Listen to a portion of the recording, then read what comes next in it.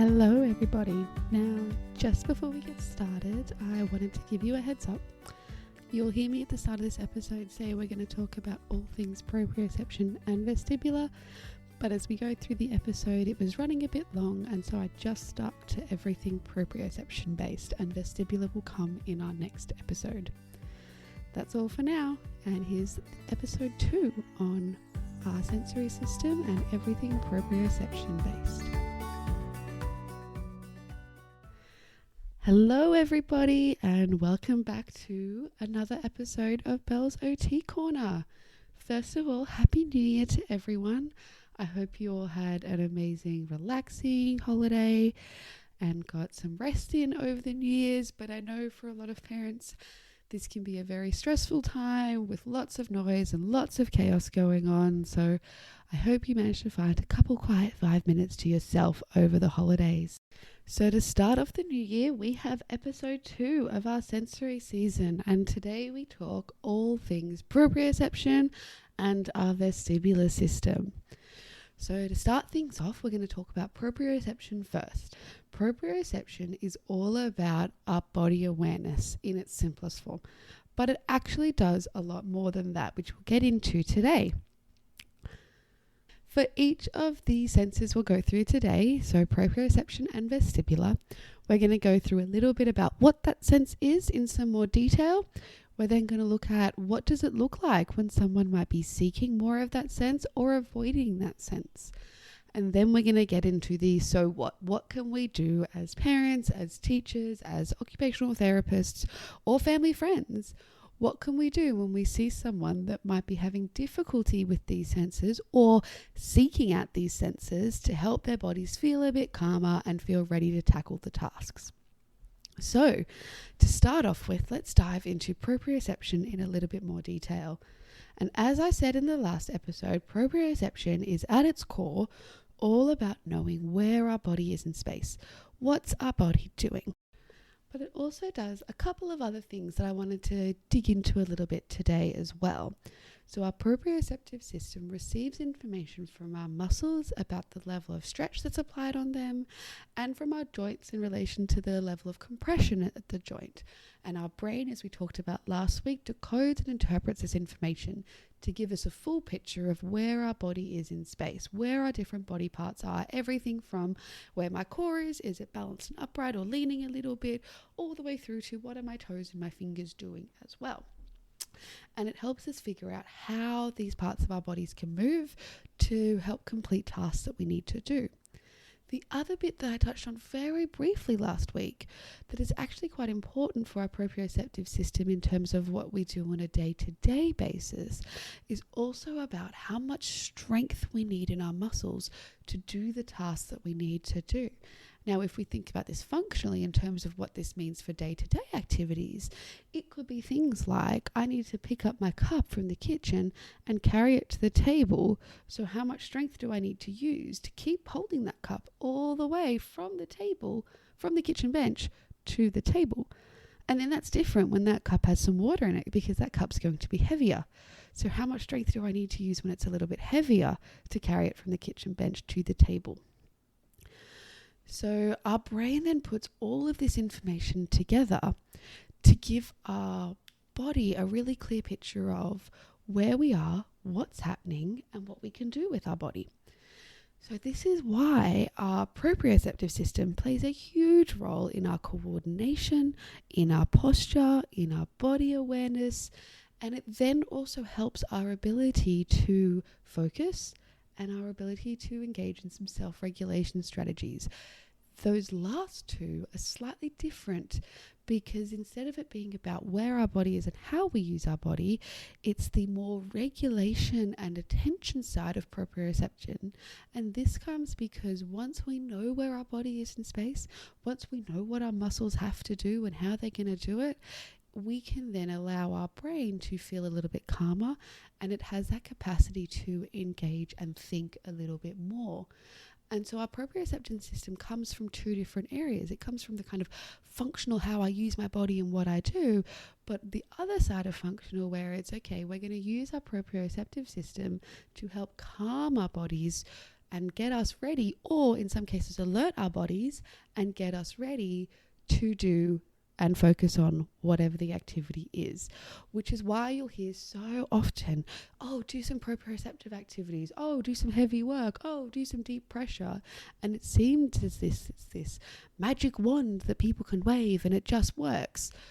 It's not a magic wand. It's not going to fix everything, but our proprioceptive system, particularly when combined with our vestibular system, which we'll talk about a little bit later on, is incredibly, incredibly powerful at helping the brain reorganize, resettle, figure out what's going on, make our body feel safe so we can do the task at hand, which is why you hear it talked about a lot. So I hope that gives you a bit of a better picture about what it actually is. And so now we're going to talk about what it might look like when you see a child having some difficulty with their proprioceptive system, and what to look for and how to have that curious mind when we see what might be labeled as a behavior, but actually might be that child trying to communicate with us about what their body needs. And I'm going to start this off by saying everything we talk about today is to give you a bit of a better picture, to have that curiosity when you see a child doing something, to think about what might be happening for them. But for specific recommendations about what your child needs or what a student in your class needs, please make sure you chat with their parents, chat with their teachers, either or chat with an occupational therapist as well about the specific sensory needs your child may have.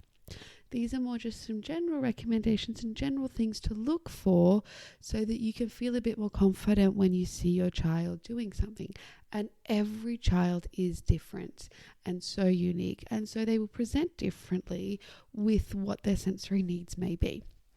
But we can typically look at proprioception within two kind of views. We can see kids that are proprioceptive seeking or seekers, and kids that might be proprioceptive avoiders or have that low registration. So this is where we need a lot of input before our brain might recognize and process it in the way that it can then be beneficial and helpful to our bodies. So we'll start off with our little proprioceptive seekers, because this is also the most common that you might see, because these kids are typically on the move, and so they're very easy to notice. So these are kids that are really trying to get lots and lots of proprioceptive input into their day, as much as they can. And we might see these as kids that play rough, that crash into things, that are always jumping and crashing, that they might be described as very physical kids. They also could hold on to utensils really quite tightly, so that could have some difficulty with grading their strength and knowing how to use their strength. And these could be kids that when they're sitting at the table, either the dining table or at their desk at school, they might be kicking their feet or bouncing their legs or always seeking out some sort of movement. They might be kids that really love those tight hugs or like to be wrapped really tightly in as many blankets as they can. They might be ones that love squishing activities, so be it getting squished by a friend or a peer, or getting squished by their parents, or barreling themselves in between the cushions on the couch so they're getting that pressure from someone else. These are the sorts of things that you might see when we have a child that is seeking out that proprioceptive input. So this is that idea of when we really want more and more of this input. And proprioception is really quite interesting because kids will typically automatically seek it out and automatically come up to you and push against you really hard or engage in all these jumping activities where they don't know why they're doing it. It's just fun and it feels nice. But we as adults that have, this higher level of education, we can look at these kids and go, I can see what you're actually doing there. You're driving me crazy, jumping and crashing off the couch, but you're actually also helping your body feel nice and calm. So that is what our sensory seekers might look like. And as I said there, I could go on for forever about the different ways this can present, but think about it as those kids that are constantly getting their muscles working and wanting that really extreme muscle work, extreme crash and push and squish and squeeze. So then we also have, actually, I'm just going to correct myself before I said we have our low registration and we have our seekers. We're also going to talk just after our low registration about kids that might have difficulty with grading movement. So to go on to what our low registration might look like. And so again, this is where we need that really big amounts of input to figure out where our body is and what's happening. So these kids might be quite clumsy. They might be kids that bang into doorways and you kind of look at them and go, didn't you see the door? But actually they might be banging into the doorway because, I got that strong message through my arm and now I know where my arm is. They're typically quite clumsy kids. They might be quite low energy and a little bit lethargic and slow to move. They might be kids that when you give them really big squeezes and you do a lot of activity, you see them kind of perk up for a little bit and then they might slump again, and then they perk up for a little bit and then they might slump again. So if we think about why this might be happening, is because if we give them that intense input and we meet them at what their body needs and we find opportunities to provide them with that input that their body needs, all of a sudden their brain gets organized, they get all that nice proprioceptive input, I'm feeling more alert, and can then engage and perk up, as we might see it, in the activity, but then my body feels a bit drained and all of a sudden I need some more of that input again to bring me back up so that I can focus again. So then the other bit that I wanted to touch on is that grading part.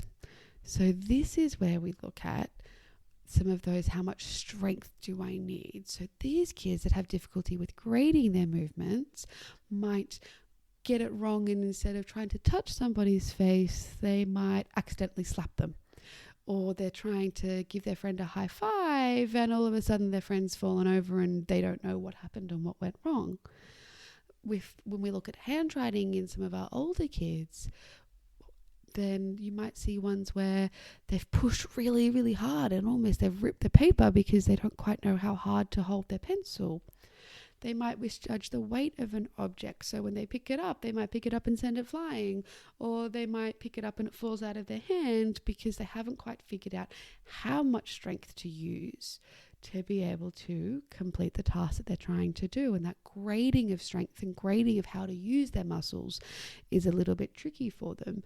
And so in this, we can look at doing ones where we help them understand and really explicitly look at, what is heavy? What is light? Let's get our muscles ready and let's really focus on carrying this across.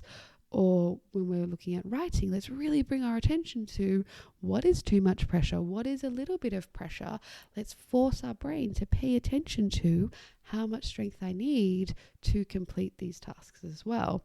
You also might see kids that seem to do everything with too much force, too much. So they might push things too hard. When they're walking, they might stomp around. When they're putting things down, all of a sudden it might be like they're slamming it down, and they're just misjudging how much strength they need to do these different tasks. So that's the kind of other area of proprioception that we can see when there's difficulties in this area. So when you look at your child, or you look at a child in your class and you start to see these different behaviors, you can stop now and have that curiosity about, hang on a second, little Bobby over there has been sitting at the table for like 2 seconds, and then he's up and he's down and he's up and he's down and he's bouncing his legs, and he just can't stop moving, and it's impacting on his ability to focus on the task. So maybe we can build in some activities to help him get that input that he needs so that he can focus. And that's how we use our proprioceptive system in a really functional way, is looking at what is the activity that we need to do, what's this child's body and behaviors telling us about what their body needs, or what is my child's occupational therapist telling us about what my child's sensory profile is. So how can we meet their need, and how can we build in these activities throughout the day to meet their needs so that they can engage in whatever it is that they want to engage in, or whatever it is that they need to engage in. So a little example for this, I'll do a quick example for home and a quick example for school, and then we'll start to talk a little bit more in detail about what some of the strategies are for our proprioceptive system.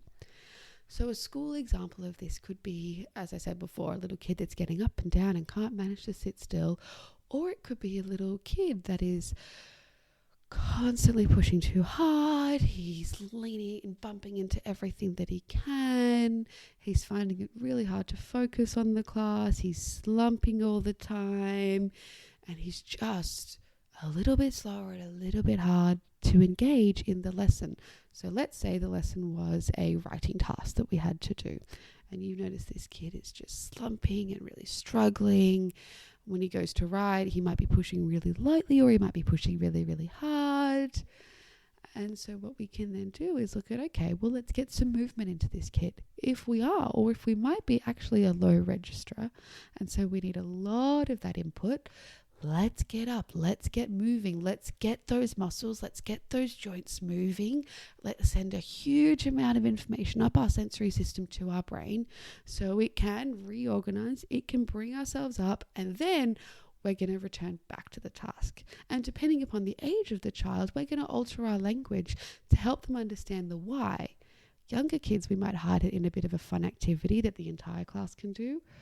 Older kids, we might look at saying, hey, I've noticed that your body seems to be doing this to help you focus. Let's shake the wiggles out, or let's give our body a really big stretch or a really big jump so that your brain can then focus on what we're doing in class. And then as you get even older, you can then start to have the conversations around, well, if I see this, I might give you a little cue, and that means you can go outside for a quick walk. And so you don't have to do it in front of the whole class, or the whole class doesn't have to do it. But you might go out and have a quick walk where we can have these planned activities for what that kid's going to do to get that input and get what they need to meet their needs. And so at home, this might look like a kid that comes home from school and just will not stop moving. He's on the go. He's jumping, he's crashing, he's knocking into his siblings. It's constant. And then you sit down at the dinner table, he's up and he's down and he's up and he's down. And he just cannot, for the life of him, even when he's trying really hard, keep his body still to focus on something.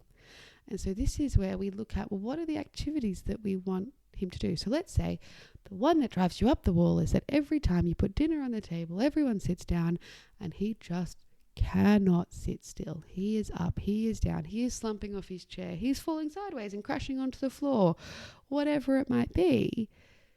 If that's the challenge and that's the activity that we want to focus on, well, fantastic. Let's build some really intense proprioceptive activities just before we're going to do that. And let's talk to the kid about it. We're going to get our bodies ready because we're about to sit down for dinner, and we're going to have to sit down for a long time until all the food on your plate is eaten, or until everyone has finished their food, or until your tummy feels so full that you know that you're finished. Whatever it is for your child, we're going to have to sit for a long time. So let's get our bodies ready. Let's get our bodies really calm and ready to sit down at the table and eat. And so then we can build in, well, are you going to do some frog jumps? Are you going to do some wall pushes? And we'll talk about these in 2 seconds. But what are the strategies that we're going to build in that are going to help your body feel nice and calm? So that then brings me to the different proprioceptive strategies that we can use. And again, this can kind of come under 2 domains, I like to think of it as. And I like to think of this as the active proprioceptive input and what we will call the more passive proprioceptive input. And so think of your active proprioceptive input as when the child is doing it. So the child is moving their body, or the adult, because it works the same way, but the person is moving their body in a way that is stretching and giving a bit of resistance through the muscles, through the joints, that is then providing more information up our sensory nervous system.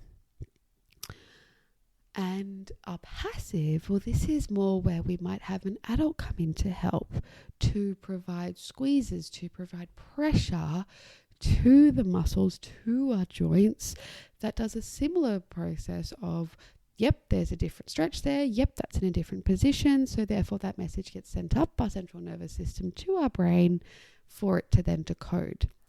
So it might be that your child is not yet at a point where they're going to engage with and follow instructions, that these activities could be really, really helpful for them, but they're just not at a point where that's going to work. So we can look at what are some of the more passive proprioceptive inputs that we can give that child.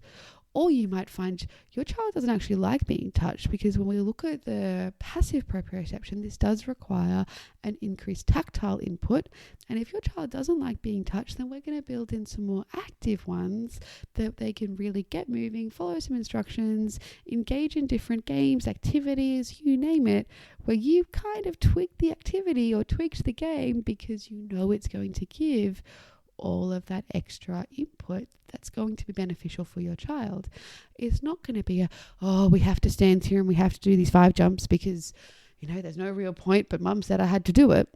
It could be, hey, I'm going to be the helper for mum in the kitchen and I'm going to do it like a frog. So I'm going to frog jump over to the kitchen cupboard to get out the plates. And then I'm going to stomp like an elephant whilst I carry the plates to put them on the table. And then mum's going to challenge me with a different animal. Maybe I'll bear walk to get back to the cupboard to pick up the cups. And then I'm going to have to walk on my tippy toes and try and balance all the way to the table to put them down. So all of a sudden that activity of just help me set the kitchen table has turned into resistance as we're doing our frog jumps, a bit of control of our movements, some stomping, so some big senses through our legs as we're doing our elephant stomps, and some real stretch on our calves and all the way up through our core as we balance to hold those cups. All of these are nice, strong proprioceptive inputs that you've just been able to build into your child's day by just tweaking how he walks back and forth to the kitchen and the cupboard. So let's talk about our passive input first. So our passive input can be things like what you may have heard referred to as deep pressure activities. So deep pressure activities are where we have someone give a big squeeze into our muscles. So this could be a big squeezy hug, where your child comes up and wraps their arms across their chest or wraps their arms around you, and you're going to squeeze them nice and tight. It's not just a gentle pat, pat, pat. It's a strong squeeze through your muscles. And it might then be extended by coming along the arms and starting at the shoulder and squeezing all the way down to the fingertips. Nice, strong squeezes through those muscles. And you might do the same down the legs. Nice, strong squeezes down the legs. It might be I've heard it called many things. I call it a child burrito for some things. I call it a hot dog in other situations. Whatever word works best for your child. But where you can roll your child up in a sandwich, making sure their head is free, of course, so that they can breathe, but getting them all rolled up in something and then giving them a big squeeze. Or maybe you have an exercise ball and they lie down on your tummies and you push the exercise ball up their body and down their body again. It's the idea of giving that push through the muscles. There's things called joint compressions, and if you're interested in these, please consult your occupational therapist about how to do them effectively and without causing any harm. But this is where you can give some different compressions through the joints in the body as well as through the muscles. And it might be, what's another deep pressure activity that we can do? Or maybe you sandwich your kid on the couch, and so you have cushions on top and you make a child sandwich, and so you make a teddy sandwich, and you can then build that play side into it, particularly for the younger kids. As we get older, we can change our language, but the same sort of strategies we can still use. We might just not have the same names for them. So that's some of our deep pressure activities. And you can see how they're a little bit more passive, and they require the adult to be engaged and do a little bit more with the child. As I said, it may not work for everyone. It does depend on touch. And if this is the most important thing you take away from today, if your child at any point shows that they are not enjoying the sensory input, stop. It is not the input for your child. It should never, ever be forced upon a child. And if they were enjoying it and so you kept going and then they stopped to enjoy it, that is the point that you stop. And as you're doing these activities, you can also look for those little changes. Does your child appear to be more focused? So maybe it's time to stop and do whatever the activity was. Does your child feel a little bit calmer so that we can then transition on to the next task? Or have you noticed it's just started to work a little bit, but we're going to do a couple more so we can really bring that down?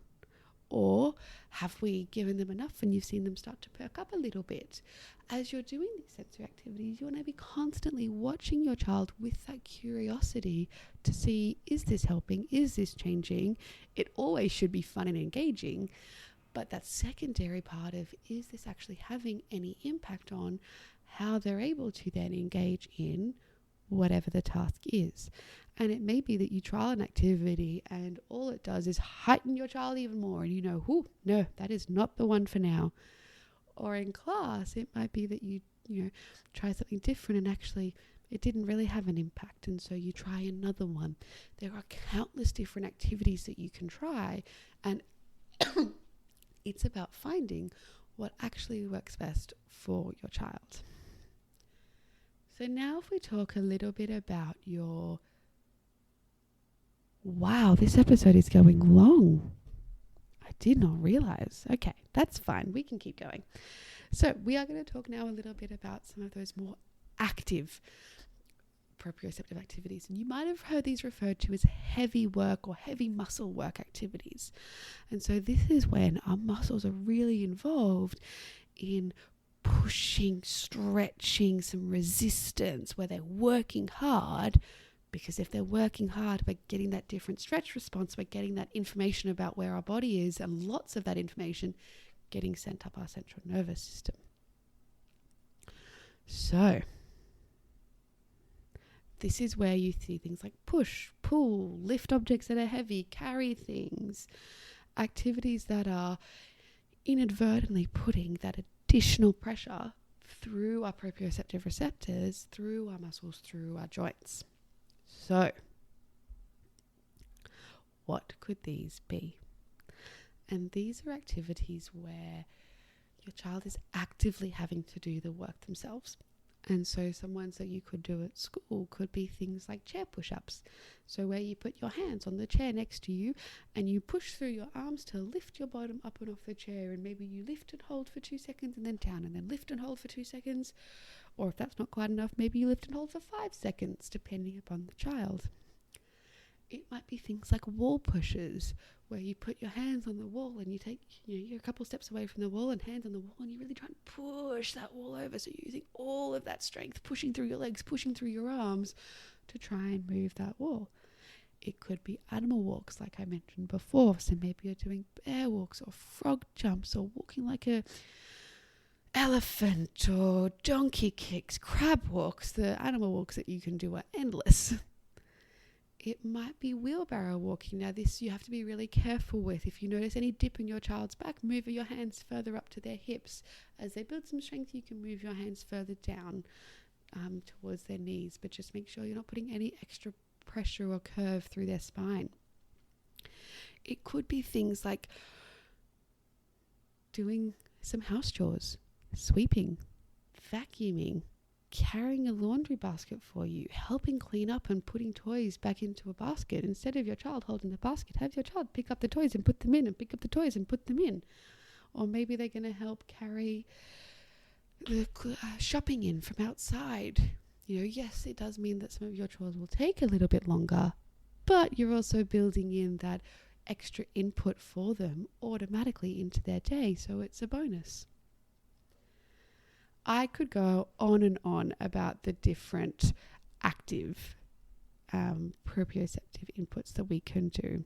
And I'll give you a couple more, but have a look around, chat to some friends, and there will be multiple lists around. And I might even put one together myself for you as well.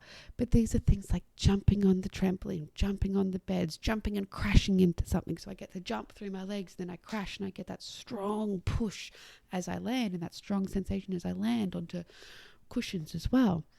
It might be things like climbing up in a jungle gym, or climbing on monkey bars and swinging on monkey bars. Because think of all that pressure that I get through my shoulders and through my arms, through my core and through my legs as I try and swing and coordinate my legs. It might be stomping.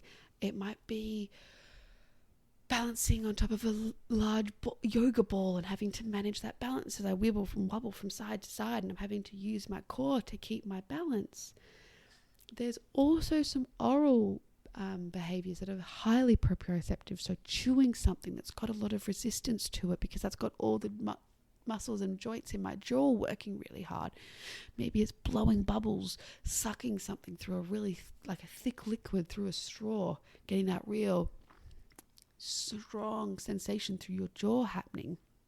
If right now, if you sit there and you kind of make a fish mouth, also a great game to play, but if you make a bit of a fish mouth where you suck in through your cheeks and purse your lips together, feel that sensation through your jaw, feel that tightness all around your cheeks.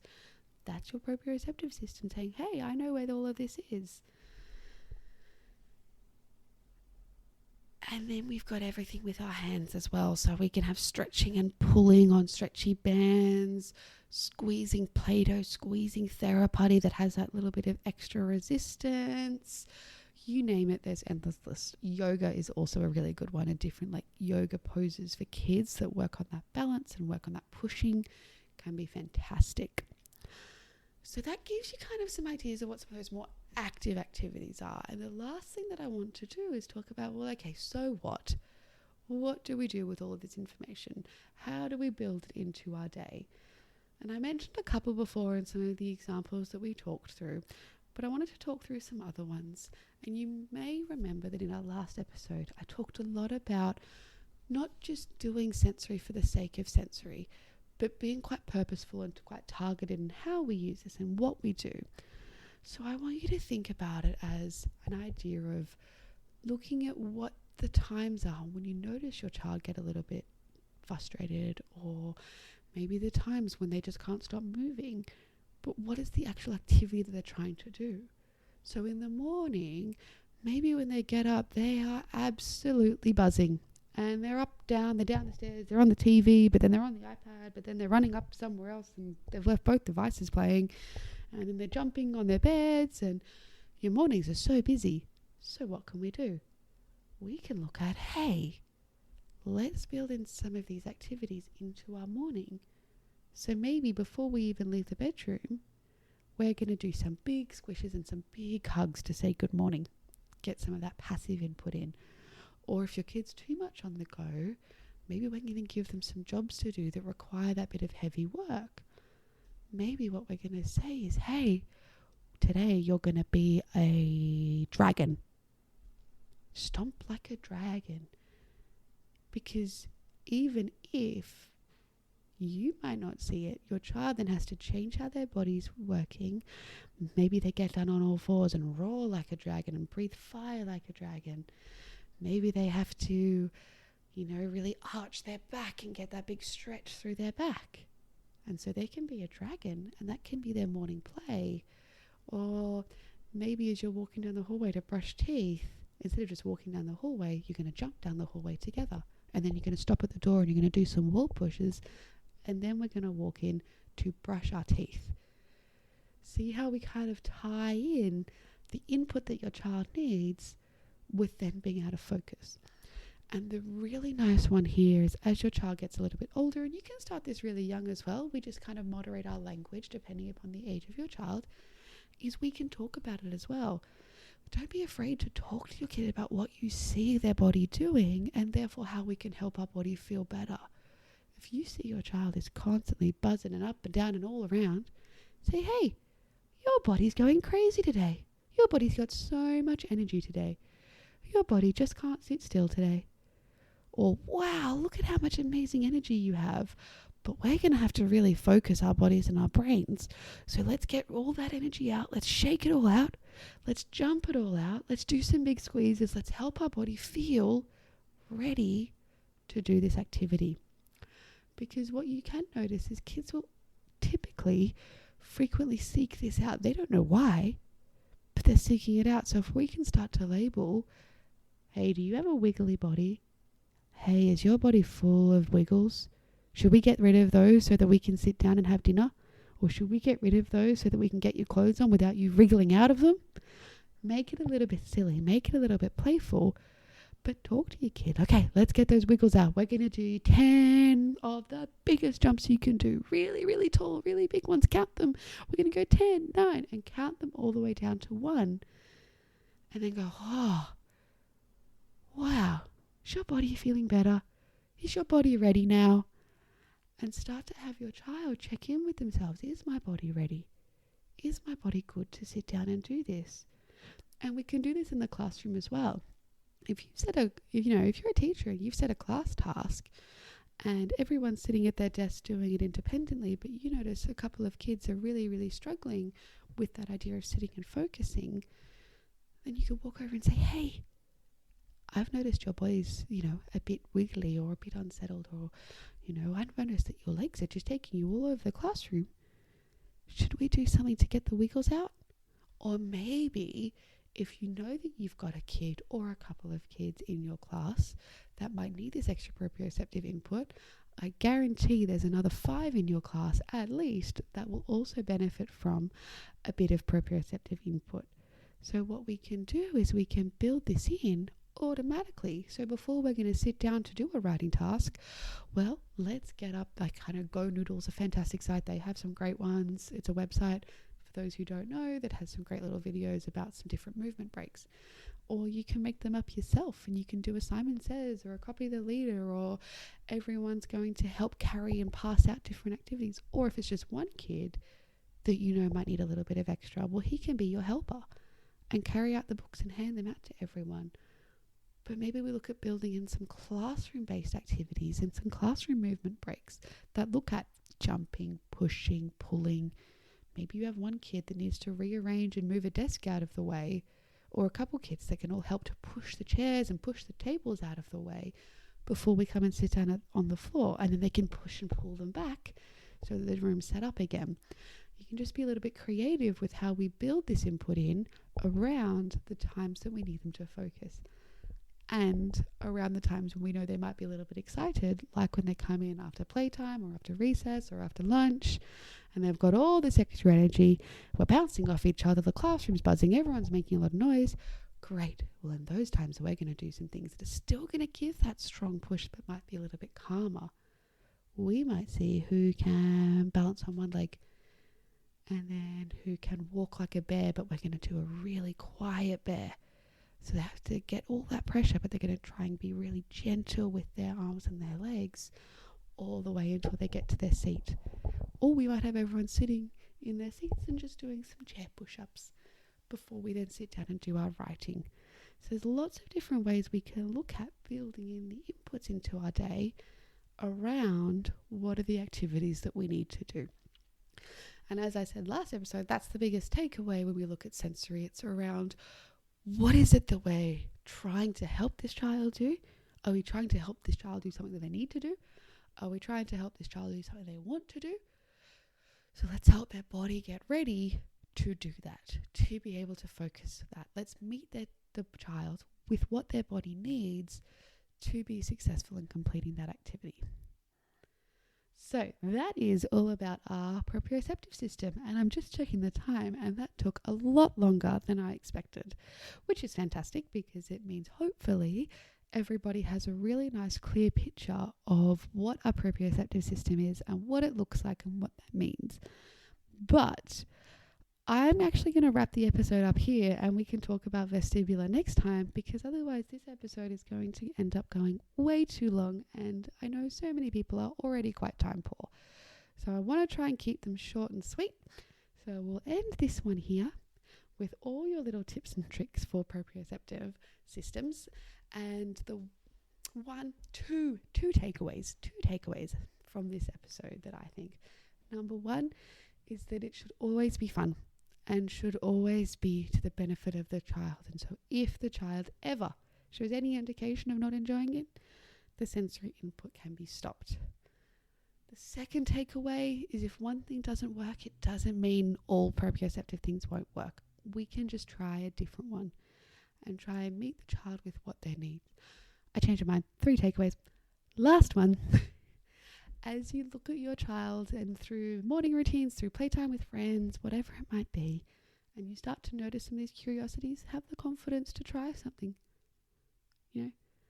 Try a big squeezy hug. Did your kid like it? Did they not like it? Try doing some jumping and crashing games. Did they like it? Did they not like it? The more you try, the more opportunities you will have to notice, and the more you will start to realize what works and what doesn't work for your child, and the more confident you will become in starting to look at, well, what might they need? What can I do? Lastly, as always, if you have any concerns specific to your child, please consult an occupational therapist for the more specifics. These are just general, lost my train of thought. General strategies and general information so you can feel a little bit more informed and a little bit more confident when you look at your child. As always, thank you so much for listening along today. It has been a pleasure. I hope that helps you give a bit of a better picture. If you have any questions, if you have any comments, please feel free to send me a message over Instagram and go give us a follow on Belle's OT Corner. But for now, I will see you soon in a couple of weeks, and we will dive all into all things vestibular then. Talk soon. Bye.